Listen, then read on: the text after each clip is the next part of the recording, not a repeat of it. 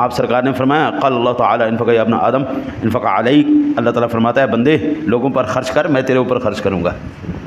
مجھے دین دینے سے میرے پاس ایک ہی چیز ہے خرچ کرنے کے لیے، علم ہے، وہ میں خرچ کر رہا ہوں دن رات۔ مجھے اللہ نے اس سے زیادہ دیا ہے، میرا کم نہیں ہوا، ختم نہیں ہوا۔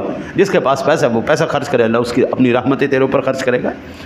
آقا جی نے ارشاد فرمایا، عدی بن حاتم رضی اللہ تعالیٰ نے روایت کرتے ہیں اتقوا النار ولو بشق تمرۃ، وہ اللہ کے بندے آگ سے بچو، اگر سے ایک کھجور کا جو ہے نا جی وہ ٹکڑا دے کے ہی تم بچ جاؤ۔ ہاں جی، او بابا جہاں پر تیرے زندوں کا حصہ ہے مردوں کا بھی حصہ ہے، تیری طبیعت میں، تیری شخصیت میں، تیرے مال میں، تیرے علم میں۔ اگر مردوں کا حصہ نہ ہوتا تو آپ کیوں اللہ تعالیٰ ہر نماز کے اختتام میں آپ سے پڑھواتا ربنا اغفر لی ولوالدی وللمؤمنین یوم یقوم الحساب؟